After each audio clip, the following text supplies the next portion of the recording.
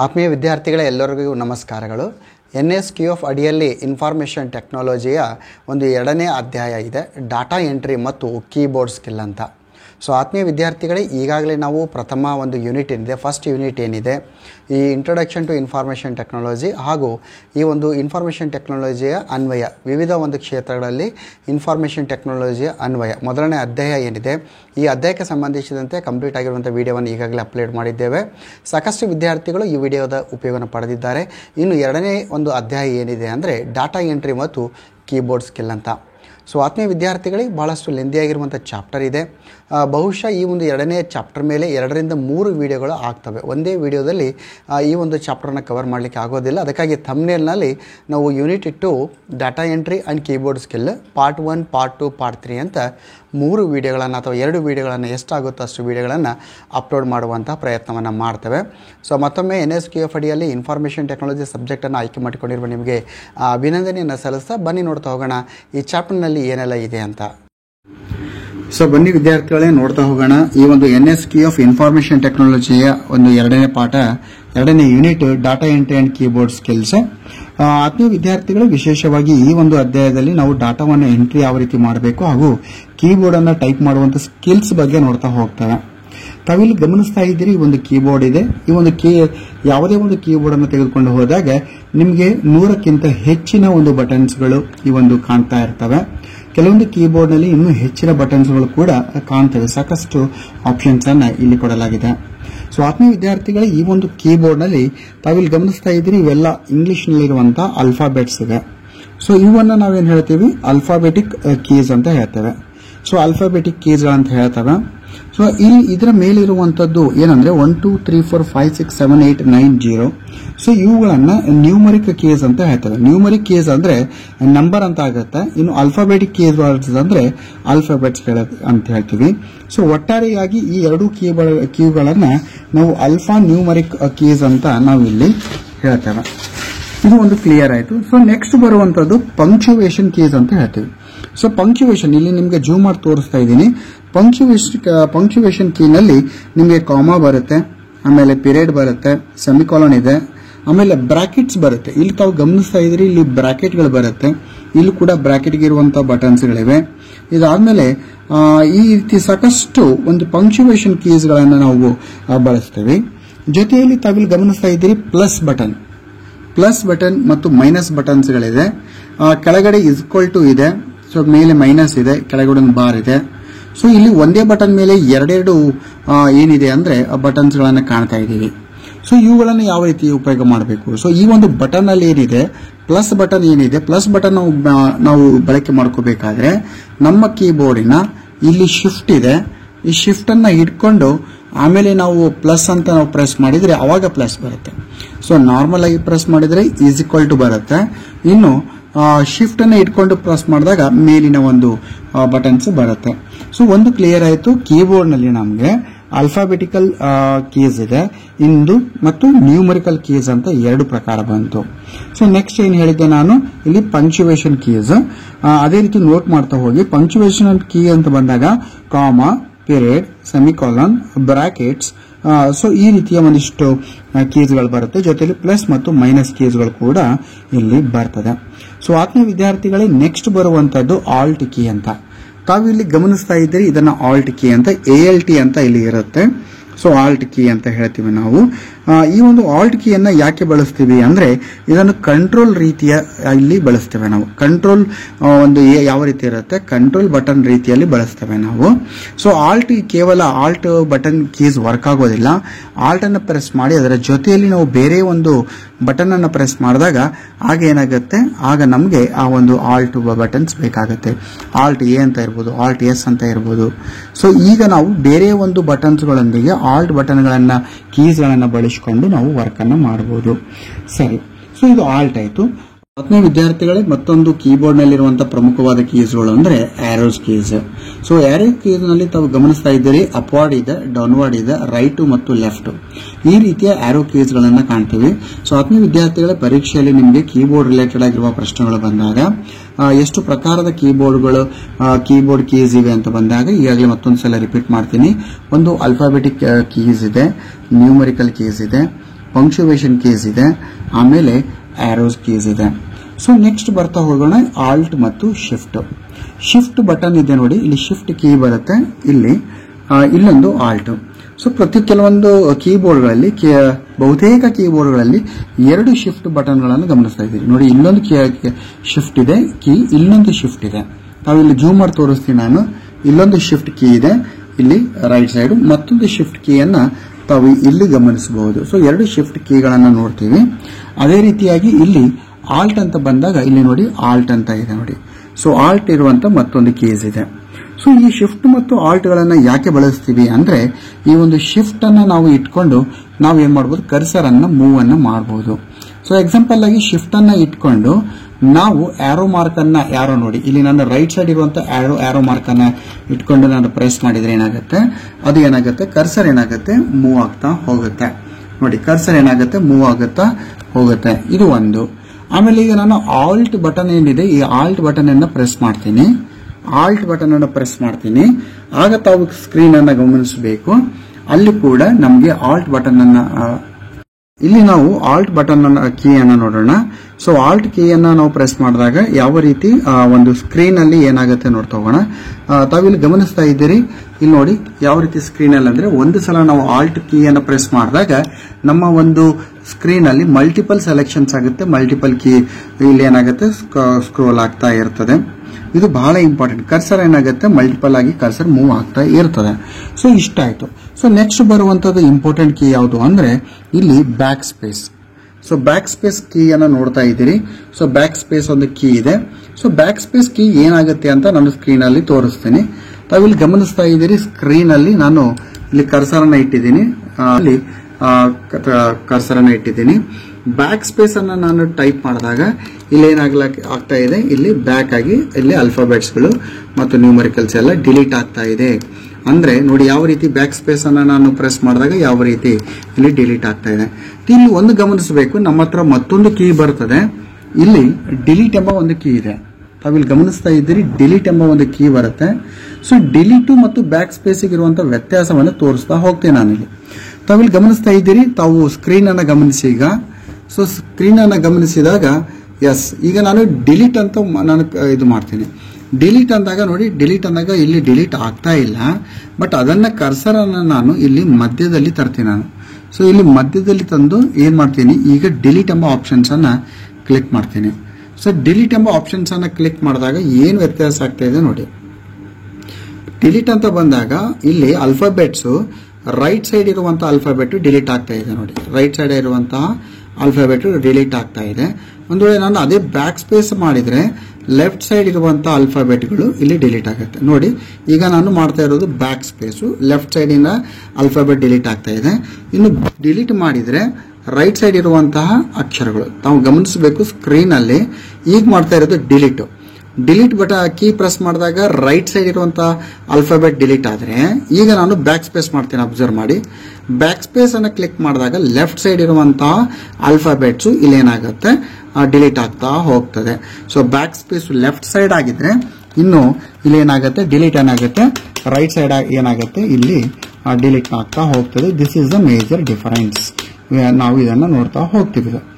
ಸರಿ, ಈಗ ಮತ್ತೊಂದು ನೋಡ್ತಾ ಹೋಗೋಣ ಇಲ್ಲಿ ಏನು ಡಿಫರೆನ್ಸ್ ಆಗ್ತದೆ ಅಂತ. ನೆಕ್ಸ್ಟ್ ಇರುವಂತ ಕೀ ಯಾವುದು ಅಂದ್ರೆ ನಮಗೆ ಇಲ್ಲಿ caps lock. So caps lock key ಏನೇನಾಗುತ್ತೆ, ಸೊ ಕ್ಯಾಪ್ಸ್ ಲಾಕ್ ಅಂದಾಗ ತಾವಿಲ್ಲಿ ಗಮನಿಸ್ತಾ ಇದ್ದೀರಿ, ಕ್ಯಾಪ್ಸ್ ಲಾಕ್ ಅಂದಾಗ ಇಲ್ಲೊಂದು ಕೀ ಇದೆ ಇಲ್ಲಿ. ಈ ಕ್ಯಾಪ್ಸ್ ಲಾಕ್ ಅಂತ ನಾವು ಪ್ರೆಸ್ ಮಾಡಿದಾಗ ನಾವು ಕ್ಯಾಪಿಟಲ್ ಲೆಟರ್ ನಲ್ಲಿ ನಾವು ಟೈಪ್ ಮಾಡಬಹುದು. ತಾವು ಗಮನಿಸಿ, ಸ್ಕ್ರೀನ್ ಅನ್ನ ಗಮನಿಸಿ. ಈಗ ನಾನು ಇಲ್ಲಿ ಟೈಪ್ ಮಾಡ್ತಾ ಇದ್ದೀನಿ, ಕ್ಯಾಪ್ಸ್ ಲಾಕ್ ಹಾಕಿ ಟೈಪ್ ಮಾಡ್ತಾ ಇರೋದ್ರಿಂದ ಇಲ್ಲಿ ಏನಾಗ್ತಾ ಇದೆ, ಇಲ್ಲಿ ಏನಾಗ್ತಿದೆ, ಕ್ಯಾಪಿಟಲ್ ಲೆಟರ್ ನಲ್ಲಿ ಏನಾಗ್ತಾ ಇದೆ, ಟೈಪ್ ಆಗ್ತಾ ಇದೆ.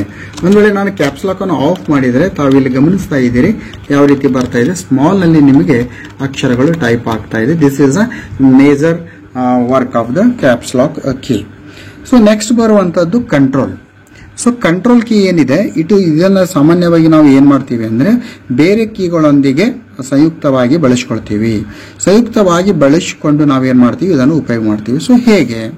ಸೊ ಆತ್ಮೀಯ ವಿದ್ಯಾರ್ಥಿಗಳೇ, ಇಲ್ಲಿ ಕಂಟ್ರೋಲ್ ಎಂಬ ಪ್ರೆಸ್ ಬಟನ್ ಮತ್ತು ಎ ಎಂಬ ಬಟನ್ ಎರಡನ್ನೂ ನಾನು ಏಕಕಾಲಕ್ಕೆ ಪ್ರೆಸ್ ಮಾಡಿದ್ರೆ ಅಲ್ಲಿ ಒಂದು ಫಂಕ್ಷನ್ ಆಗುತ್ತೆ. ಏನು? ಸೊ ಇಲ್ಲಿ ತಾವಿಲ್ಲಿ ಗಮನಿಸಬೇಕು, ನಾನು ಇಲ್ಲಿದೆ, ಇಲ್ಲಿ ಒಂದಿಷ್ಟು MS ವರ್ಡ್ ಓಪನ್ ಮಾಡಿದ್ದೀನಿ. ನಾನು ಯಾವಾಗ ಕಂಟ್ರೋಲ್ ಮತ್ತು ಎ ಅನ್ನ ಪ್ರೆಸ್ ಮಾಡ್ತೀನಿ, ಇಲ್ಲಿ ನೋಡಿ ಎಲ್ಲಾ ಟೆಕ್ಸ್ಟ್ ಇಲ್ಲಿ ಏನಾಯ್ತು, ಸೆಲೆಕ್ಟ್ ಆಯ್ತು. ಸೊ ಒಂದು ಡಾಕ್ಯುಮೆಂಟ್ ನಲ್ಲಿ ಇರುವಂತಹ ಆಲ್ಫಾಬೆಟ್ಸ್ ಅನ್ನ ಸೆಲೆಕ್ಟ್ ಮಾಡಬೇಕಾದ್ರೆ ನಾವು ಕಂಟ್ರೋಲ್ ಎ ಎಂಬ ಒಂದು ಬಟನ್ ಅನ್ನ ಒತ್ತಬೇಕು. ಅಂದ್ರೆ ಕೇವಲ ಕಂಟ್ರೋಲ್ ಬಟನ್ ಅನ್ನ ಪ್ರೆಸ್ ಮಾಡಿದ್ರೂ ಆಗೋದಿಲ್ಲ. ಕಂಟ್ರೋಲ್ ಜೊತೆಯಲ್ಲಿ ಎ ಅಂತ ಪ್ರೆಸ್ ಮಾಡಿದಾಗ ತಾವಿಲ್ಲಿ ಗಮನಿಸ್ತಾ ಇದ್ದೀರಿ ಎಲ್ಲ ಆಲ್ಫಾಬೆಟ್ಸ್ ಇಲ್ಲಿ ಸೆಲೆಕ್ಟ್ ಆಯಿತು. ಇದು ಕೇವಲ ಒಂದಲ್ಲ, ಇದ್ರ ಜೊತೆಯಲ್ಲಿ ನಾನು ಒಂದು 2-3 ಎಕ್ಸಾಂಪಲ್ ಕೊಡ್ತೀನಿ. ಇದಾದ್ಮೇಲೆ MS ವರ್ಡ್ ನಿಮಗೆ ಸ್ಪೆಷಲ್ ಕ್ಲಾಸ್ ಇರುತ್ತೆ, ಪ್ರಾಕ್ಟಿಕಲ್ ಕ್ಲಾಸ್, ಅದನ್ನು ಅಪ್ಲೋಡ್ ಮಾಡಿರ್ತೀವಿ. ಅವಾಗ ನಮಗೆ ಹೆಚ್ಚಿನ ಒಂದು ಕೀಗಳನ್ನು ಹೇಳ್ತೀವಿ ನಾವು, shortcut keys. So control A ಆಯಿತು. ಈಗ ನಾನು ಕಂಟ್ರೋಲ್ ಎ ಅಂದಾಗ ಸೆಲೆಕ್ಟ್ ಆಯಿತು. ಈಗ ನಾನು ಆ ಸೆಲೆಕ್ಟ್ ಆಗಿರುವಂತಹ ಒಂದು ಟೆಕ್ಸ್ಟ್ ಅನ್ನ ಕಾಪಿ ಮಾಡಬೇಕಾದ್ರೆ ಕಂಟ್ರೋಲ್ C ಅಂತ ಮಾಡಬೇಕು. ಕಂಟ್ರೋಲ್ ಒತ್ತಬೇಕು, ಜೊತೆಲಿ C ಅಂತ ಮಾಡಿದ್ರೆ ಏನಾಗುತ್ತೆ, ಅಲ್ಲಿ ಕಾಪಿ ಆಯಿತು. ನೋಡಿ ಇಲ್ಲಿ ನೋಡಿ ಕಾಪಿ ಆಗಿದೆ. ಈಗ ನಾ ಏನ್ ಮಾಡ್ತೀನಿ, ಇಲ್ಲಿ ಮತ್ತೊಂದು ಪೇಜಿಗೆ ಹೋಗ್ತೀನಿ. ನಾನು ಮತ್ತೊಂದು ಪೇಜಿಗೆ ಬಂದೆ. ನಾನು ಕಂಟ್ರೋಲ್ ಎ ಮಾಡಿ ಸೆಲೆಕ್ಟ್ ಮಾಡಿದ್ದೆ, ಆಮೇಲೆ ಏನ್ ಮಾಡಿದೆ, ಕಂಟ್ರೋಲ್ C ಇಂದ ಕಾಪಿ ಮಾಡಿದೆ. ಈಗ ನಾನು ಮತ್ತೊಂದು ಕೀಗಳನ್ನು ಯೂಸ್ ಮಾಡ್ತೀನಿ, ಕಂಟ್ರೋಲ್ ಮತ್ತು ವಿ. ಕಂಟ್ರೋಲ್ ಮತ್ತು ವಿ. ಸೊ ಕಂಟ್ರೋಲ್ ಮತ್ತು ವಿ, ಇದು ಕಂಟ್ರೋಲ್ ಇದೆ, ಇಲ್ಲಿ ವಿ ಇದೆ. ಇದೆರಡನ್ನು ಪ್ರೆಸ್ ಮಾಡಿದಾಗ ನೋಡಿ ಅಲ್ಲಿ ಸ್ಕ್ರೀನ್ ಅಲ್ಲಿ ನೋಡಿ ಯಾವ ರೀತಿ ಬದಲಾವಣೆ ಆಗುತ್ತೆ. ಎಸ್, ಕಾಪಿ ಆಯಿತು. ಕಂಟ್ರೋಲ್ ವಿ ಅಂತ ಮಾಡಿದಾಗ ಕಾಪಿ ಆಯಿತು. ಅಂದ್ರೆ ಕಂಟ್ರೋಲ್ ಜೊತೆ ಎ ಅನ್ನ ಸೆಲೆಕ್ಟ್ ಮಾಡಿದ್ರೆ ಅಲ್ಲೇನಾಗುತ್ತೆ, ಸೆಲೆಕ್ಟ್ ಆಗುತ್ತೆ. ಕಂಟ್ರೋಲ್ ಮತ್ತು ಎ ಪ್ರೆಸ್ ಮಾಡಿದ್ರೆ ಸೆಲೆಕ್ಟ್ ಆಗುತ್ತೆ. ಕಂಟ್ರೋಲ್ ಮತ್ತು ಸಿ ಕಾಪಿ ಮಾಡಿ ಸಿ ಪ್ರೆಸ್ ಮಾಡಿದ್ರೆ ಅಲ್ಲೇನಾಗುತ್ತೆ, ಕಾಪಿ ಆಗುತ್ತೆ. ಕಂಟ್ರೋಲ್ ಜೊತೆಯಲ್ಲಿ ವಿ ನಾವು ಪ್ರೆಸ್ ಮಾಡಿದ್ರೆ ಅದು ಪೇಸ್ಟ್ ಆಗುತ್ತೆ. ಅಂದ್ರೆ ಕಂಟ್ರೋಲ್ ಕೀ ಏನಿದೆ ಅದು ಬೇರೆ ಒಂದು ಕೀಗಳ ಜೊತೆಗೆ ಒಟ್ಟಾಗಿ ಅದು ಕಾರ್ಯವನ್ನು ಮಾಡ್ತದೆ, ಡಿಫರೆಂಟ್ ಫಂಕ್ಷನ್ಸ್. ಜಸ್ಟ್ ನಾನು 3 ಎಕ್ಸಾಂಪಲ್ ಕೊಟ್ಟಿದ್ದೀನಿ. MS ವರ್ಡ್ ಬಗ್ಗೆ ವಿಶೇಷವಾದ ಒಂದು ಕ್ಲಾಸ್ ಅನ್ನು ಕೊಡ್ತೀನಿ, ಆವಾಗ ನಿಮಗೆ ಕಂಪ್ಲೀಟ್ ಆಗಿರುವಂತಹ ಒಂದು ಕೀಬೋರ್ಡ್ ಟ್ರಿಕ್ಸ್ ಅನ್ನ ನಿಮಗೆ ನಾನು ಹೇಳ್ತೇನೆ. ಸೊ ಇಷ್ಟ ಆಯ್ತು. ಇದಾದ್ಮೇಲೆ ನೆಕ್ಸ್ಟ್ ಕಂಟ್ರೋಲ್ ಆಯ್ತು. ನೆಕ್ಸ್ಟ್ ಬರುವಂತದ್ದು ಈಗ ಎಂಟರ್ ಕೀ ಅಂತ ಇದೆ. ತಾವಿಲ್ಲಿ ಗಮನಿಸ್ತಾ ಇದ್ದೀರಿ, ಇದು ಎಂಟರ್ ಕೀ ಅಂತ. ಸೊ ಎಂಟರ್ ಕೀ ಅಂದ್ರೆ ಏನಂದ್ರೆ it is use to enter command. ಯಾವುದೇ ಒಂದು ವರ್ಕ್ ಅನ್ನ ಕೊಟ್ಟಾಗ ಅದನ್ನ ನಾವು ಕಮಾಂಡ್ ಮಾಡಬೇಕು. ಕಮಾಂಡ್ ಅಂದ್ರೆ ಅದನ್ನ ಇಂಪ್ಲಿಮೆಂಟ್ ಮಾಡಬೇಕು, ಓಕೆ ಮಾಡಬೇಕು. ಎಕ್ಸಾಂಪಲ್ ಆಗಿ ನಾವು ಏನಾದ್ರೂ ವರ್ಕ್ ಕೊಟ್ಟು ಅದನ್ನ ಎಂಟ್ರಿ ಓಕೆ ಅಂತ ಮಾಡ್ತೀವಿ. ನಿಮಗೆ ಇದನ್ನು ಆನ್ಲೈನ್ ಅಲ್ಲಿ ತೋರಿಸಿರ್ತೀನಿ ನಾನು. ಸೊ ಇಲ್ಲೊಂದು ಗೂಗಲ್ ಸರ್ಚ್ ಇಂಜಿನ್ ಓಪನ್ ಮಾಡಿ ಈಗ ನಾನು ಒಂದು ರಾಘವೇಂದ್ರ ಕೊದಂಪುರ್ ಅಂತ ನಾನು ಟೈಪ್ ಮಾಡ್ತೀನಿ. ಸೊ ರಾಘವೇಂದ್ರ ಕೊದಂಪುರ್ ಅಂತ ನಾನು ಟೈಪ್ ಮಾಡಿದೆ. ಟೈಪ್ ಮಾಡಿ ಈಗ ನಾನು ಅದನ್ನು ಸರ್ಚ್ ಮಾಡಬೇಕಾಗಿದೆ. ಸರ್ಚ್ ಮಾಡಬೇಕಾದಾಗ ನಾನು ಏನ್ ಮಾಡ್ತೀನಿ, ಇಲ್ಲಿ ಎಂಟರ್ ಎಂಬ ಕೀಯನ್ನು ಪ್ರೆಸ್ ಮಾಡ್ತೀನಿ. ಸೊ ಎಂಟರ್ ಎಂಬ ಕೀಯನ್ನು ಪ್ರೆಸ್ ಮಾಡಿದಾಗ ಏನಾಯ್ತು ಅಂದ್ರೆ ಆ ರಾಘವೇಂದ್ರ ಕೊದಂಪುರ್ಗೆ ಸಂಬಂಧಿಸಿರುವಂತಹ ಒಂದು ಟರ್ಮ್ ಏನಿದೆ ಅದು ಗೂಗಲ್ ನಲ್ಲಿ ಸರ್ಚ್ ಆಯಿತು. ಅಂದ್ರೆ ಎಂಟರ್ ಕೀಯ ಕೆಲಸ ಏನು ಅಂದ್ರೆ ಒಂದು ಕಮಾಂಡ್ ಕೊಡುವಂತದ್ದು, ಒಂದು ಕಂಪ್ಯೂಟರ್ಗೆ ಆದೇಶವನ್ನು ಕೊಡುವಂತ ಕೆಲಸವನ್ನ ಇಲ್ಲಿ ಎಂಟರ್ ಮಾಡ್ತದೆ. ಸೊ ಮತ್ತೇನ್ ಕೆಲಸ ಮಾಡುತ್ತೆ ಅಂದ್ರೆ ಮತ್ತೇನು ಕೆಲಸ ಮಾಡ್ತದೆ ಅಂದ್ರೆ ತಾವಿಲ್ಲಿ ಗಮನಿಸ್ತಾ ಇದ್ದೀರಿ, ಇಲ್ಲಿ ನೀವು ಇದನ್ನ ನೋಡಿ, ಸ್ಕ್ರೀನ್ ಅನ್ನ ಅಬ್ಸರ್ವ್ ಮಾಡಿ. ಸೊ ಸ್ಕ್ರೀನ್ ಅಲ್ಲಿ ನಾನು ಇಲ್ಲಿ ಒಂದು ಕ್ವಾಲಿಫಿಕೇಶನ್ ಅಂತ ಇದೆ. ಈ ಕ್ವಾಲಿಫಿಕೇಶನ್ ಎಂಬ ಒಂದು ಸ್ಥಳದಲ್ಲಿ ನಾನು ಕರ್ಸರ್ ಅನ್ನು ಇಟ್ಟಿರ್ತೀನಿ. ಇಟ್ಟು ನಾನೀಗ ಎಂಟರ್ ಅಂತ ಕೊಟ್ಟರೆ ಏನಾಗುತ್ತೆ, ಇಲ್ಲಿ ಏನಾಗುತ್ತೆ ನೋಡಿ, ಸ್ಪೇಸ್ಗಳು ಇನ್ಕ್ರೀಸ್ ಆಗ್ತಾ ಹೋಗ್ತಾ ಇದೆ. ನಾನು ಎಂಟರ್ ಕೊಡ್ತಾ ಇದ್ದಾಗ ಏನಾಗ್ತಾ ಇದೆ ಅಂದ್ರೆ ಈ ರೀತಿ ಎಂಟರ್ ಆಗ್ತಾ ಇದೆ. ಅಂದ್ರೆ ಎಂಟರ್ ಕೆಲಸ ಏನಂದ್ರೆ ಕಮಾಂಡ್, ಕಂಪ್ಯೂಟರ್ಗೆ ಕಮಾಂಡ್ ಅನ್ನು ಕೊಡುವಂತದ್ದು. ಜೊತೆಲಿ ಏನಾಗುತ್ತೆ ಅಂದ್ರೆ ಕರ್ಸರ್ ಅನ್ನ ನಾವು ಏನ್ ಮಾಡ್ಲಿಕ್ಕೆ, ಮೂವ್ ಅನ್ನು ಮಾಡ್ಲಿಕ್ಕೆ, ನೆಕ್ಸ್ಟ್ ಲೈನ್ಗೆ ಮೂವ್ ಮಾಡ್ಲಿಕ್ಕೆ.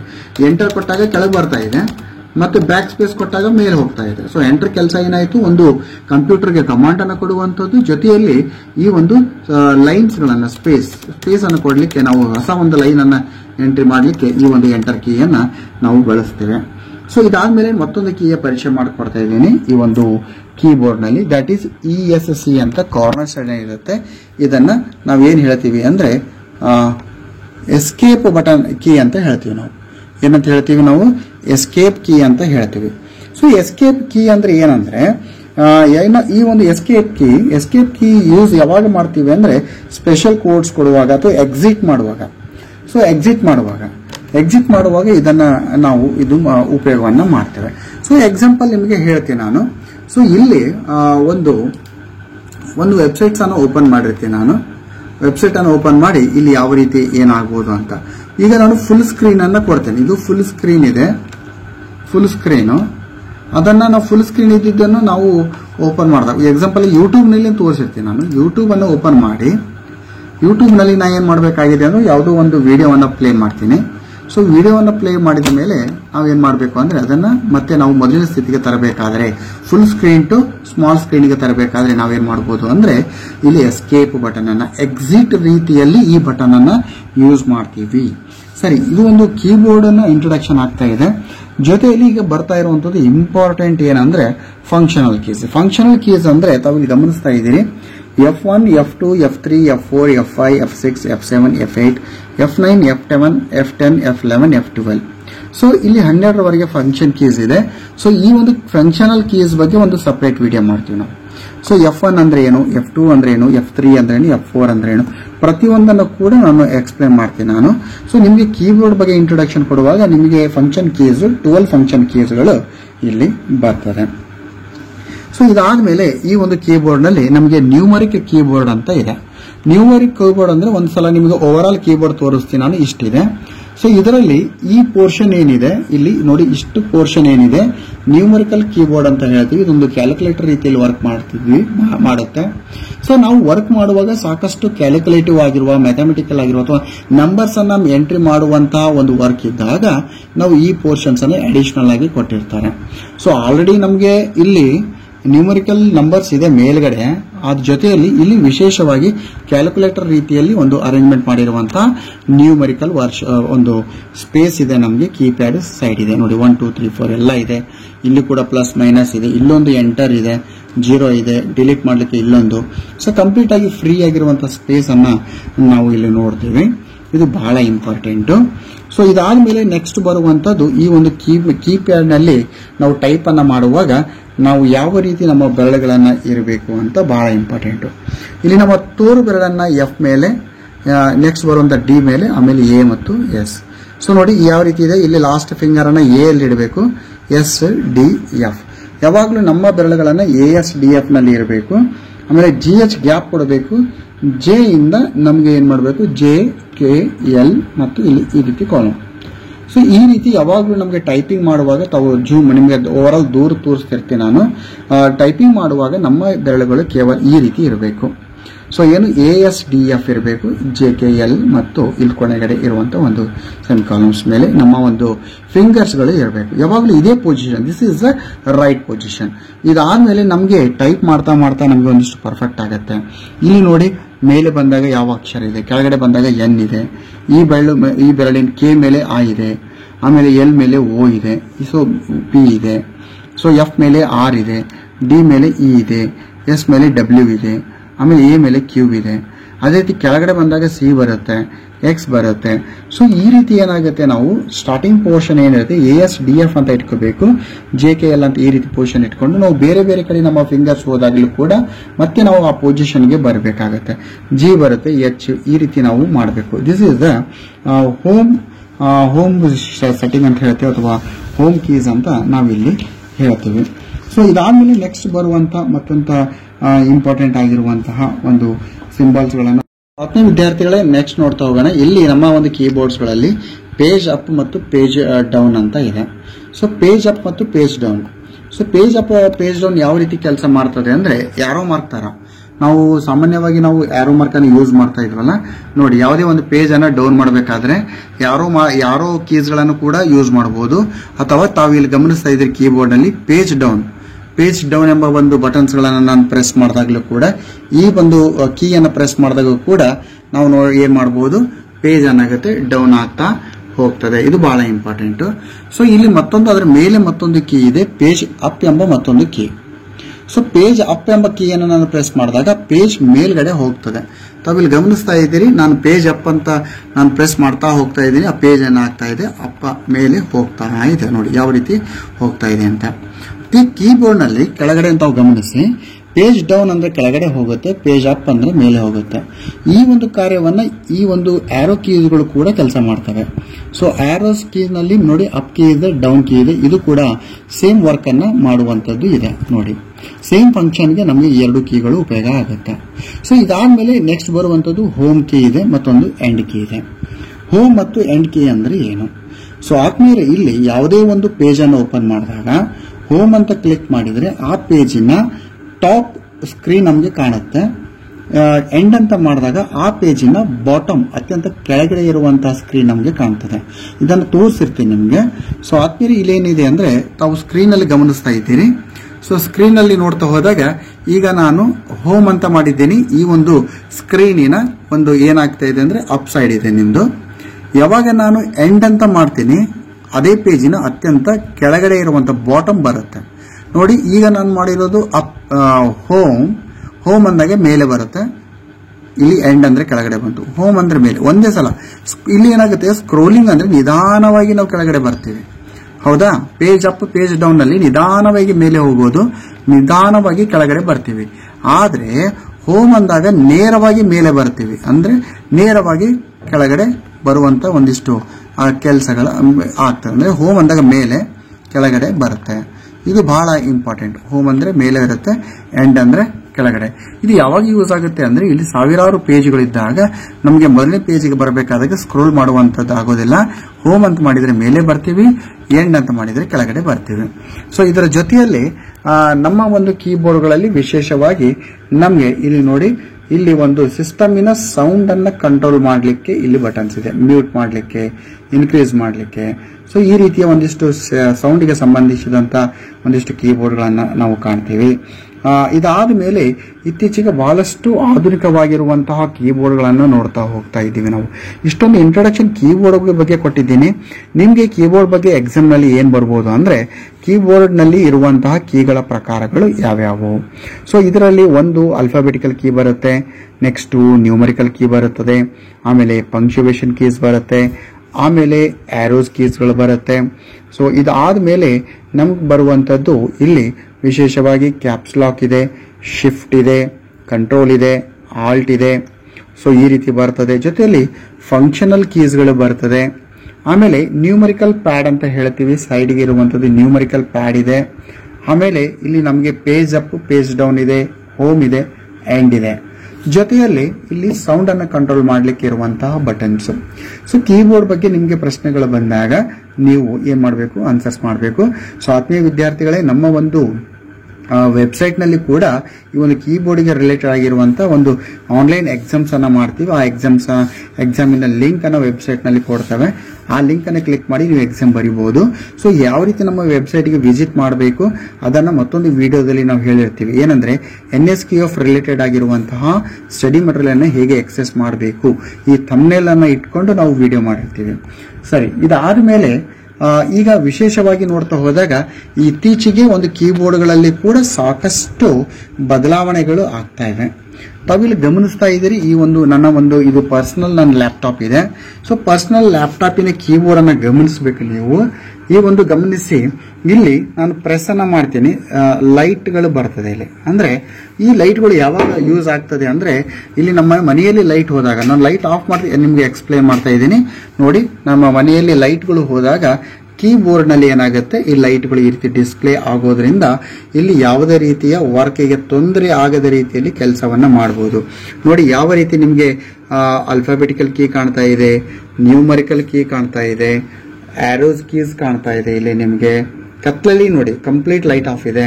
ಆಮೇಲೆ ಪಂಕ್ಚುವೇಷನ್ ಕೀಸ್ ಕಾಣ್ತಾ ಇದೆ, ಆಮೇಲೆ ನ್ಯೂಮರಿಕಲ್ ಪ್ಯಾಡ್ ಇದೆ, ಆಮೇಲೆ ಇಲ್ಲಿ ನಿಮ್ಗೆ ಕಂಪ್ಲೀಟ್ ಆಗಿರುವಂತಹ ಫಂಕ್ಷನಲ್ ಕೀಸ್ಗಳಿದೆ ನೋಡಿ, ಶಿಫ್ಟ್, ಕಂಟ್ರೋಲ್, ಆಲ್ಟ್ ಇದೆ. ಸೊ ಆಮೇಲೆ ಇಲ್ಲಿ ತಾವು ಇನ್ನೊಂದು ಬಟನ್ ಇದೆ ಸ್ನೇಹಿತರೆ, ಇಲ್ಲಿ ವಿಂಡೋಸ್ ಬಟನ್ ಬರುತ್ತೆ. ಸೊ ವಿಂಡೋಸ್ ಅಂತ ಒತ್ತಿದಾಗ ನಮ್ಗೆ ಏನಾಗುತ್ತೆ ಅಂದ್ರೆ ಇಲ್ಲಿ ನೇರವಾಗಿ ಇಲ್ಲಿ ವಿಂಡೋಸ್ ಓಪನ್ ಆಗುತ್ತೆ, ವಿಂಡೋಸ್. ಸೊ ಇದು ಬಹಳ ಇಂಪಾರ್ಟೆಂಟ್ ಆಗಿರುವಂತದ್ದು ಇದೆ ನೋಡಿ. ಕೀಬೋರ್ಡ್ ನಲ್ಲಿ ಕೂಡ ಸಾಕಷ್ಟು ಅಡ್ವಾನ್ಸ್ ಆಗಿರುವಂತಹ ಒಂದಿಷ್ಟು ಫೀಚರ್ಸ್ ಅನ್ನು ನಾವು ನೋಡ್ತಾ ಇದ್ದೀವಿ. ಸೊ ಸಾಕು, ಇಷ್ಟೊತ್ತಿಗೆ ಕೀಬೋರ್ಡ್ ಬಗ್ಗೆ ಒಂದಿಷ್ಟು ಮಾಹಿತಿಯನ್ನು ಕೊಟ್ಟಿದ್ದೀವಿ. ಕೀಬೋರ್ಡ್ ರಿಲೇಟೆಡ್ ಆಗಿ ಏನೆಲ್ಲ ಪ್ರಶ್ನೆಗಳು ಬರಬಹುದು ಎಂಬುದರ ಬಗ್ಗೆ ಈಗಾಗಲೇ ಒಂದಿಷ್ಟು ಡಿಸ್ಕಷನ್ ಅನ್ನು ಕೂಡ ಮಾಡಿದ್ದೀವಿ. ಸೊ ಮುಂದಿನ ವಿಡಿಯೋದಲ್ಲಿ ನಾವು ಮತ್ತೊಂದು ಟಾಪಿಕ್ ಅನ್ನು ಇಟ್ಕೊಂಡು ಬರ್ತೀವಿ. ಅದಕ್ಕಿಂತ ಮುಂಚೆ ಇದೇ ವಿಡಿಯೋದಲ್ಲಿ ನಾನು ಮೌಸ್ ಅನ್ನು ಕೂಡ ಸೇರಿಸ್ತೀನಿ. ಸೊ ಮೌಸ್ ಅಂತ ಬಂದಾಗ ನೋಡಿ, ಇದು ಮೌಸ್ ಇದೆ. ಸೊ ಮೌಸಿನ ಬಗ್ಗೆ ಒಂದಿಷ್ಟು ಪ್ರಶ್ನೆಗಳು ಬರ್ತದೆ. ಮೌಸ್ ನಲ್ಲಿ ಪ್ರಮುಖವಾಗಿ ಇದನ್ನ ಲೆಫ್ಟ್ ಬಟನ್ ಅಂತ ಹೇಳ್ತೀವಿ, ಇದನ್ನ ರೈಟ್ ಬಟನ್ ಅಂತ ಹೇಳ್ತೀವಿ. ಆಮೇಲೆ ಇದಕ್ಕೆ ನಡುವೆ ಇರುವಂತಹ ಒಂದು ಬಾಲ್ ಇದೆ, ಇದನ್ನ ಸ್ಕ್ರೋಲ್ ಅಂತ ಹೇಳ್ತೀವಿ. ನಾವು ಸ್ಕ್ರೋಲ್ ಮಾಡ್ಲಿಕ್ಕೆ ಅಂದ್ರೆ ಆರೋ ಅಪ್ ಅಂಡ್ ಡೌನ್ ಮಾಡ್ಲಿಕ್ಕೆ ನಾವು ಕೀಬೋರ್ಡ್ ಅನ್ನ ಯಾವ ರೀತಿ ಯೂಸ್ ಮಾಡ್ತೀವಿ ಆ ರೀತಿ. ಸೊ ನೋಡಿ, ಇಲ್ಲಿ ರೈಟ್ ಬಟನ್ ಅಂತ ಪ್ರೆಸ್ ಮಾಡಿದಾಗ ನಮಗೆ ಒಂದಿಷ್ಟು ಆಪ್ಷನ್ಸ್ ಬರುತ್ತೆ. ಲೆಫ್ಟ್ ಬಟನ್ ಪ್ರೆಸ್ ಮಾಡಿದಾಗ ಸೆಲೆಕ್ಟ್ ಆಗುತ್ತೆ. ನೋಡಿ ಯಾವ ರೀತಿ ಇದೆ. ಇಲ್ಲಿ ಕೆಲವೊಂದು ಕಡೆ ಇಲ್ಲಿ ನೋಡಿ ಲೈಟ್ ಇದೆ. ಸೊ ಈ ರೀತಿ ಆಪ್ಟಿಕಲ್ ಆಗಿ ವರ್ಕ್ ಮಾಡುವಂತಹ ಸೆನ್ಸರ್, ಆಪ್ಟಿಕ್ ಸೆನ್ಸರ್ ಆಗಿರುವಂತಹ ಕೀಬೋರ್ಡ್ ಒಂದು ಮೌಸ್ ಕೂಡ ಬರ್ತಾ ಇವೆ. ಇಲ್ಲಿ ತಾವಿಲ್ಲಿ ಗಮನಿಸ್ತಾ ಇದ್ದೀರಿ. ಈಗ ನೋಡಿ ನಿಮಗೆ ಇಲ್ಲಿ ಸ್ಕ್ರೀನ್ ಅನ್ನು ಅಬ್ಸರ್ವ್ ಮಾಡಿ. ಸ್ಕ್ರೀನ್ ಅನ್ನು ಅಬ್ಸರ್ವ್ ಮಾಡಿ. ನೋಡಿ ಇಲ್ಲಿ ನಾನು ಇಲ್ಲಿ ಈ ರೀತಿ ಮೂವ್ ಮಾಡ್ತಾ ಇದ್ದೀನಿ. ಪೇಜ್ ಅನ್ನು ಮೂವ್ ಮಾಡಬೇಕಾದಾಗ ನನಗೆ ಏನ್ ಮಾಡಬೇಕಾಗಿದೆ, ಕೀಬೋರ್ಡ್ ನಲ್ಲಿ ನಾವು ಆರೋ ಕೀಗಳನ್ನು ಬಳಸ್ತೀವಿ, ಆಮೇಲೆ ಪೇಜ್ ಅಪ್ ಪೇಜ್ ಡೌನ್ ಅನ್ನು ಬಳಸ್ತೀವಿ, ಹೋಮ್ ಎಂಡ್ ಅನ್ನು ಕೂಡ ಬಳಸ್ತೀವಿ. ಬಟ್ ನಾನು ಈಗ ಕೀಬೋರ್ಡ್ ನಲ್ಲಿ ಈ ರೀತಿ ಸ್ಕ್ರೋಲ್ ಮಾಡ್ತಾ ಇದ್ದೀನಿ. ಹೇಗೆಂದ್ರೆ ನನ್ನ ಮೌಸ್ ಅನ್ನು ಗಮನಿಸಬೇಕು ನೀವು. ನಾನು ಈ ನನ್ನ ಮೌಸ್ ನಲ್ಲಿ ಇರುವಂತಹ ಸ್ಕ್ರೋಲ್ ಬಟನ್ ಅನ್ನು ನಾನು ಪ್ರೆಸ್ ಮಾಡ್ತಾ ಇದ್ದೀನಿ. ಸ್ಕ್ರೋಲ್ ಬಟನ್ ಅನ್ನು ನಾನು ರೋಲ್ ಮಾಡೋದ್ರಿಂದ ಇಲ್ಲಿ ಏನಾಗ್ತಾ ಇದೆ ಅಂದ್ರೆ ಪೇಜ್ ಅಪ್ ಅಂಡ್ ಡೌನ್ ಆಗ್ತಾ ಇದೆ. ನೋಡಿ ಯಾವ ರೀತಿ ಪೇಜ್ ಅಪ್ ಡೌನ್ ಆಗ್ತಾ ಇದೆ. ಬಹಳ ಈಸಿಯಾಗಿ ನಾವು ಅಪ್ ಡೌನ್ ಮಾಡ್ತಾ ಇದೀವಿ. ಕೀಬೋರ್ಡ್ ಮುಖಾಂತರ ಕೂಡ ಮಾಡಬಹುದು. ಜೊತೆಯಲ್ಲಿ ನಾವೇನ್ ಮಾಡಬಹುದು, ಜಸ್ಟ್ ನಮ್ಮ ಮೌಸಿನ ಮಧ್ಯದಲ್ಲಿರುವಂತಹ ಒಂದು ಸ್ಕ್ರೋಲ್ ಅನ್ನ ಯೂಸ್ ಮಾಡಿಕೊಂಡು ಮಾಡಬಹುದು ಬೋರ್ಡ್ ಅನ್ನ. ಸೊ ಈಗ ನನಗೇನಾಗಿದೆ ಅಂದ್ರೆ ಇಲ್ಲಿ ನಾ ಏನ್ ಮಾಡ್ತೀನಿ, ಸೆಲೆಕ್ಟ್ ಮಾಡಬೇಕಾಗಿದೆ. NSQF ಕೋರ್ಸಸ್ ಅಂತ ಇದೆ. NSQF ಕೋರ್ಸಸ್ ಅಂತ ಇದೆ. ಅದನ್ನು ನಾನು ಸೆಲೆಕ್ಟ್ ಮಾಡಬೇಕಾಗಿದೆ. ನೋಡಿ ಸೆಲೆಕ್ಟ್ ಮಾಡಬೇಕಾದಾಗ ನಾ ಏನ್ ಮಾಡ್ತೀನಿ, ಲೆಫ್ಟ್ ಮೌಸಿನ ಲೆಫ್ಟ್ ಬಟನ್ ಅನ್ನ ಇಟ್ಕೊಂಡು ಪ್ರೆಸ್ ಮಾಡ್ಕೊಂಡು ನಾ ಏನ್ ಮಾಡ್ತೀನಿ, ಡ್ರ್ಯಾಗ್ ಮಾಡ್ತೀನಿ. ಈ ರೀತಿ ಲೆಫ್ಟ್ ಬಟನ್ ಇಟ್ಕೊಂಡು ಡ್ರ್ಯಾಗ್ ಮಾಡಿದ್ರೆ ಏನಾಗುತ್ತೆ, ಸೆಲೆಕ್ಟ್ ಆಗುತ್ತೆ. ನೋಡಿ ಇಲ್ಲಿ ನಾನು ಲೆಫ್ಟ್ ಬಟನ್ ಅನ್ನ ಇಟ್ಕೊಂಡು ಡ್ರ್ಯಾಗ್ ಮಾಡ್ತಾ ಇದ್ದೀನಿ, ಸೆಲೆಕ್ಟ್. ಸೊ ಲೆಫ್ಟ್ ಕೀ ಏನಾಗುತ್ತೆ ಅಂದ್ರೆ ನಮ್ಗೆ ಈ ರೀತಿ ಸೆಲೆಕ್ಟ್ ಮಾಡ್ಲಿಕ್ಕೆ ಅಂದ್ರೆ not only for alphabetical select, just ನಾನು ಈ ರೀತಿ ನೋಡಿ ಈ ರೀತಿ. ಈಗ ನನಗೇನಾಗಿದೆ, ಇಷ್ಟೊಂದು ಸೆಲೆಕ್ಟ್ ಮಾಡಿದ್ದೀನಿ. ಈಗ ನಾ ಏನ್ ಮಾಡ್ತೀನಿ, ಆ ಸೆಲೆಕ್ಟೆಡ್ ಏರಿಯಾ ಮೇಲೆ ಇಟ್ಕೊಂಡು ತಾವು ಗಮನಿಸಿ ಮೌಸ್ ನಲ್ಲಿ ರೈಟ್ ಸೈಡ್ ಇರುವಂತಹ ಒಂದು ಬಟನ್ ಅನ್ನು ಪ್ರೆಸ್ ಮಾಡ್ತೀನಿ. ಇದು ರೈಟ್ ಸೈಡ್ ಇರುವಂತದ್ದು. ಈ ರೈಟ್ ಸೈಡ್ ಇರುವಂತಹ ಬಟನ್ ಪ್ರೆಸ್ ಮಾಡಿದಾಗ ನೋಡಿ ತಾವು ಇಲ್ಲಿ ಸ್ಕ್ರೀನ್ ಮೇಲೆ ಗಮನಿಸಬೇಕು. ಈಗ ನೀವು ಆ ಸ್ಕ್ರೀನ್ ಅಲ್ಲಿ ಏನಾಗುತ್ತೆ, ರೈಟ್ ಸೈಡ್ ಅಂತ ನಾನು ಕ್ಲಿಕ್ ಮಾಡಿದಾಗ ನಮಗೆ ಆಪ್ಷನ್ಸ್ ಬರುತ್ತೆ. ಸೊ ಸೆಲೆಕ್ಟೆಡ್ ಏರಿಯಾಕ್ಕೆ ಸಂಬಂಧಿಸಿದಂತೆ ನಮಗೆ ಕಟ್, ಕಾಪಿ, ಫಾಂಟ್, ಪ್ಯಾರಾಗ್ರಾಫ್, ಈ ರೀತಿ ಸಾಕಷ್ಟು ಆಪ್ಷನ್ಸ್ ಬರುತ್ತೆ. ಸೊ ಒಂದು ಕ್ಲಿಯರ್ ಆಯ್ತು, ನಮಗೆ ಸೆಲೆಕ್ಟ್ ಮಾಡಬೇಕಾದ್ರೆ ಲೆಫ್ಟ್ ಕೀ, ಮೌಸಿನ ಲೆಫ್ಟ್ ಕೀಯನ್ನು ಬಳಸಬೇಕು. ಅದಕ್ಕೆ ಸಂಬಂಧಿಸಿದ ಆಪ್ಷನ್ಸ್ ಅನ್ನು ಬಳಸಬೇಕಾದ್ರೆ ರೈಟ್ ಕೀಯನ್ನು ಬಳಸಬೇಕು. ಇಲ್ಲಿ ಮೂವ್ಮೆಂಟ್ ಮಾಡಬೇಕಾದ್ರೆ ಸ್ಕ್ರೋಲ್ ಅನ್ನು ಬಳಸಬೇಕು. It's very important. So mouse ಬಗ್ಗೆ ಇಷ್ಟೊಂದು ಮಾಹಿತಿ. ಸೊ ಈಗ finally we will end this online class. So end ಮಾಡೋದಕ್ಕಿಂತ ಮುಂಚೆ ಈಗ ನಮಗೆ ವೈರ್ ಮುಖಾಂತರ ಕನೆಕ್ಟ್ ಮಾಡಲಿಕ್ಕೆ ಇರುವಂತಹ ಕೀಬೋರ್ಡ್ಸ್ ಇದೆ. ನಮ್ಮ ಕೀಬೋರ್ಡ್ ಅನ್ನ ನಾನು ಇಲ್ಲಿ ನಮ್ಮ ಕೇಬಲ್ ಮುಖಾಂತರ ಕನೆಕ್ಟ್ ಮಾಡಬಹುದು, ಮೌಸ್ ಅನ್ನ ಕೇಬಲ್ ಮುಖಾಂತರ ಕನೆಕ್ಟ್ ಮಾಡಬಹುದು. ಈಗ ವೈಫೈ ಇರುವಂತದ್ದು, ವೈರ್ಲೆಸ್ ಇರುವಂತಹ ಕೀಬೋರ್ಡ್ಗಳು ಬಂದಿದೆ, ವೈರ್ಲೆಸ್ ಇರುವಂತಹ ಒಂದು ಮೌಸ್ಗಳು ಕೂಡ ಲಭ್ಯ ಇದೆ.